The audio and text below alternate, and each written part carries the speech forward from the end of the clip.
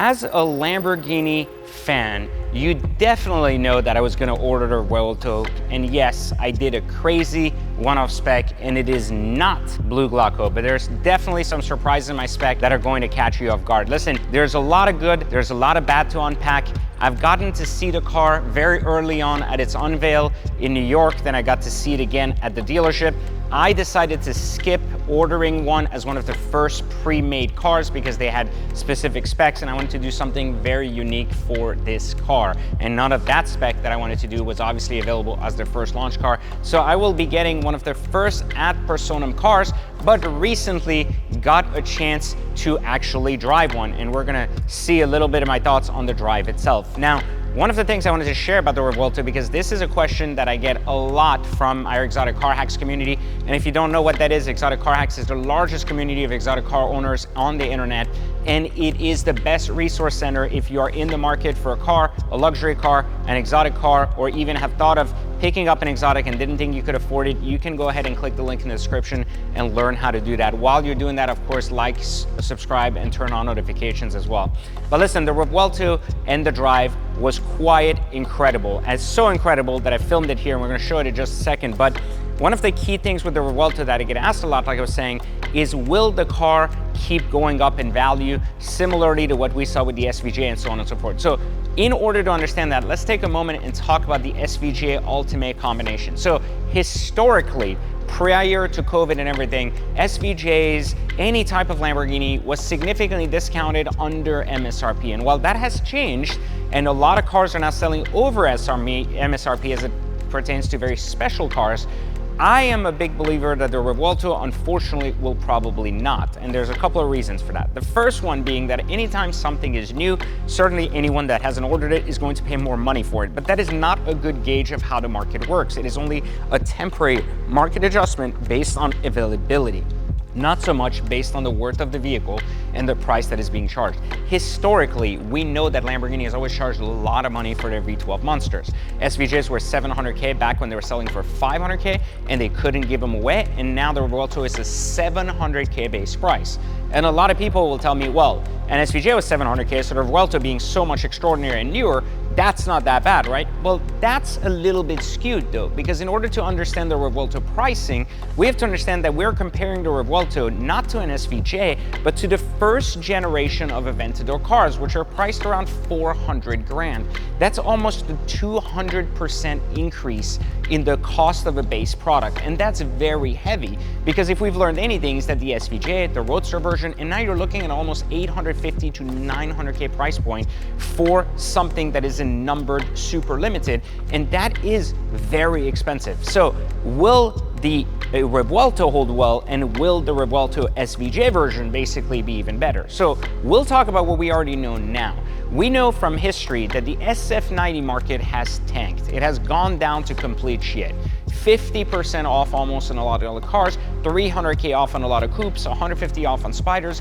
That market has gone down significantly. The only cars that are bringing good money are very, very rare specs, and it's very hard to get a rare spec, which is why, in my opinion, more than anything else, I want to bring to your attention that, again, as I've shared in Exotic Car Hacks, specs matter beyond anything else. That's why I have very unique specifications on all my cars. Those of you that look at wholesale values and retail values don't understand how the real exotic car markets work. You're looking at it as a wholesaler, not someone with the real money to buy these cars and transact in them.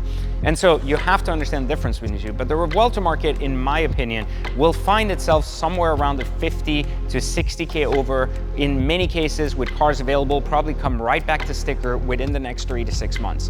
Partially because, remember, Lamborghini has a 12-month no resale, and a lot of dealers are not even honoring that and actually giving the cars away and avoiding making people sign that. Which means that while some people are signing them, others are not, that kind of weird disparity is going to create cars coming on and off the market immediately, as we've seen cars already being sold off that were first.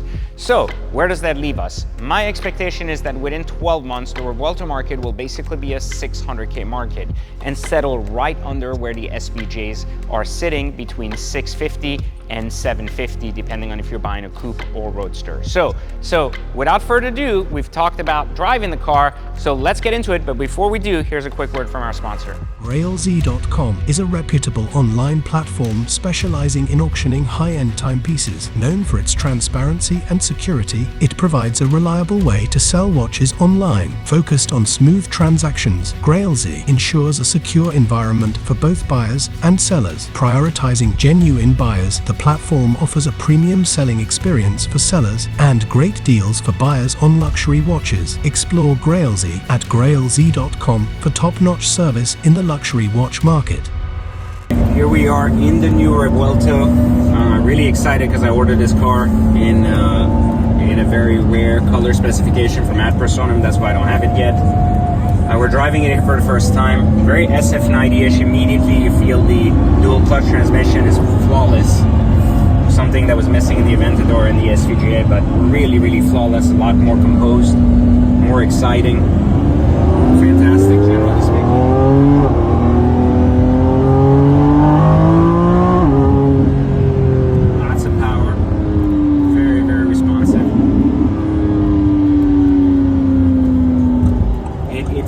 Immediately it catches you off guard, not just for the speed, but the controls is too much. This was the same problem with the SF90. Too much going on the steering wheel. Your blinkers are here. This is very inconvenient, just generally speaking. And your controls for the volume, again, are on this shitty screen, but they've added some stuff behind the steering wheel, which you'll have to get used to what is what. But I can tell you, despite the size of it, you feel very, very excited to drive it, which is fantastic and very different. You can still hear the V12, which is amazing, even though it has a hybrid drivetrain, which is really, really exciting. We're in performance and Corsa mode, so we're going to go in sport here, see if it changes the dynamic a little bit. And superb, so still drives very well. It's still going to go to Corsa now because it gets a little bit looser on the back.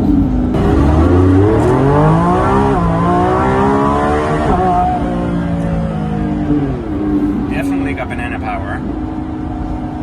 That's definitely banana power. I mean, you can tell, like, it's like a full banana up your asshole the whole way, all the way to 100. That's why we call it banana power, in case you didn't know. It's like Mario Kart with the bananas, you know, like, unbelievable. Definitely a lot of power, which is exciting. It actually pulls very similar to an SVJ, honestly. I don't know that I like it better than SVJ, but definitely a lot more drivable than SVJ. So I'm really excited to drive it because I think it's going to be superb. And then look at this. They stole the cup holders straight out of Porsche. They didn't even like pretend to steal them. These are Porsche cup holders, I promise you. They have the same SKU on them as Porsche, which is amazing. I mean, that's what happens when Volkswagen owns everything, right? They get to reuse everything and reuse it, and that's a very smart system anyways. I mean, so far I'm very impressed. Though definitely excited to get my car. I think it looks great, it sounds great, it drives very smooth, so it's going to be a very usable daily driver / good weather kind of car. I'm sure it's not going to do very well in the rain, but superb car generally speaking. So all right guys, there you go. That was my drive and my thought about driving the Revuelto. As you can see, clearly put, Lamborghini has done an excellent job with the Revuelto, an incredible platform to build upon. And just like I was a big fan of the SF90, a lot of people didn't like the SF90 as a car. I thought it was the first good-looking Ferrari in a very long time. And I think the Revuelto, on the other hand, does something very different. I feel like the rawness of the SVJ is still a better calculated risk, especially with the values being so up in the air with EV and hybrids. But I do believe the Revuelto to be a more usable daily driver car. And while it is very big, it is very, very agile, similar to an SVJ, and yet handles with the same characteristics, even better than an SF90. I don't think that it's necessarily faster. I think that it's better. And I feel stronger and sturdier in it. And I continue to complain. And even though people will say, yes, they've added a little bit of a button behind the steering wheel for the radio, it's still too freaking complicated. There's no reason why you can't have a knob there that just allows you to turn on, off, volume up, volume out for this infotainment. By far, one of the biggest mistakes Lamborghini's ever made in history has been to go to the Evo, STO, Technica, and add the digital display that has ruined the experience of the driver and complicated it. It is unresponsive. Please add a knob. And while the car's infotainment itself is not bad, the responsiveness is so sloppy, and I expect this Revuelto to get much better, but still very, very annoying. Make sure you leave me a comment and let me know, what do you think about the Revuelto? Do you think values will hold? Will they drop? And I'll catch you next time for another Exotic Car Hacks video.